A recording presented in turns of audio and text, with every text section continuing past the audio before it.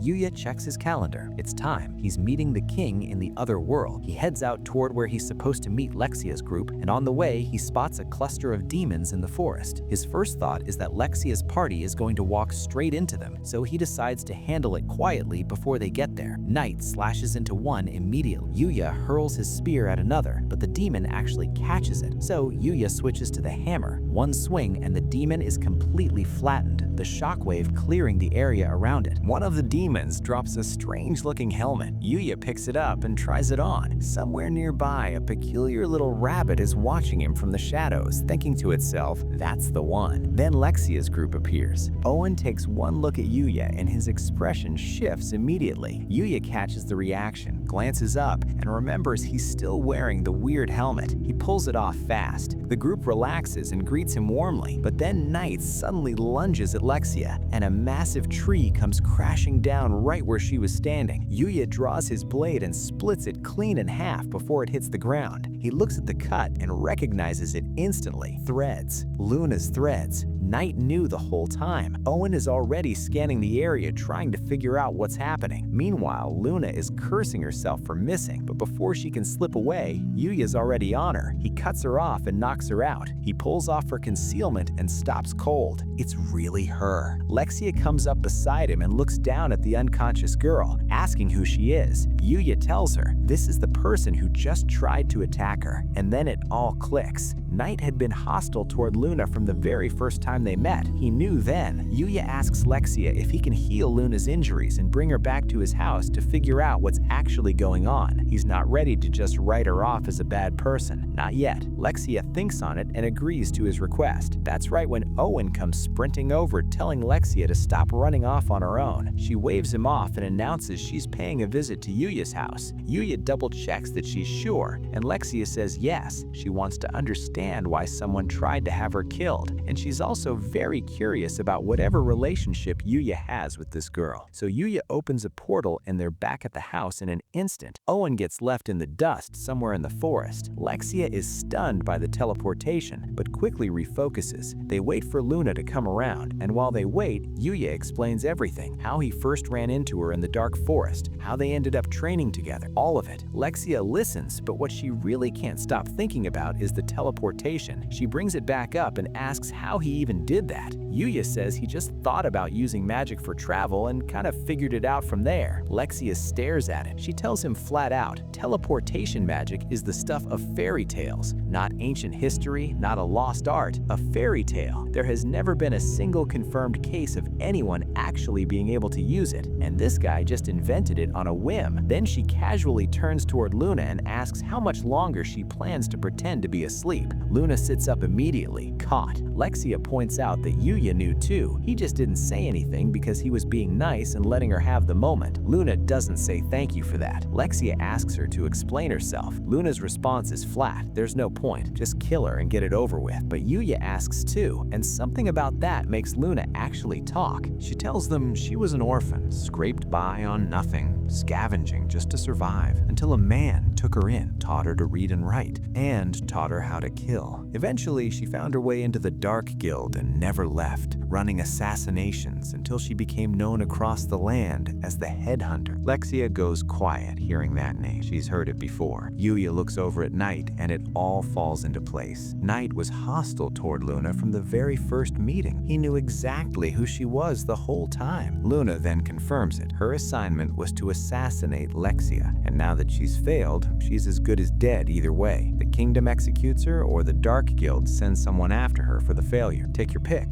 Yuya's face drops. He tells her he's worried about her. Luna looks at him like he's speaking another language. They knew each other for what? A few days? Why would he care? Yuya just says that even if the time was short, it meant something real to him. He considers her a friend. Luna looks away. She thinks it's already too late for her. Then Lexia cuts in with a completely different idea. She tells Luna to come work for her, be her bodyguard. Luna stares at her. Lexia lays it out simply. Only she and Yuya know about the assassination attempt. They keep it quiet. Luna becomes her guard, which puts her under royal protection, making it a lot harder for the Dark Guild to touch her. Luna keeps refusing, and Lexia finally just looks at her and says, "You failed to kill me, which means you lost, which means you follow my orders now. That's how this works." Luna opens her mouth, closes it, and realizes she genuinely has no argument. She accepts the job. Meanwhile, somewhere out in the forest, Owen and his soldiers are in full retreat, getting chased by goblins. His men are completely gassed and can't go further. He makes the call, pull back. Lexia's protection is officially in Yuya's hands now. Owen is not having a great day. Back at the house, Luna is sitting there trying to process how her life got to this point. She's decided Lexia is a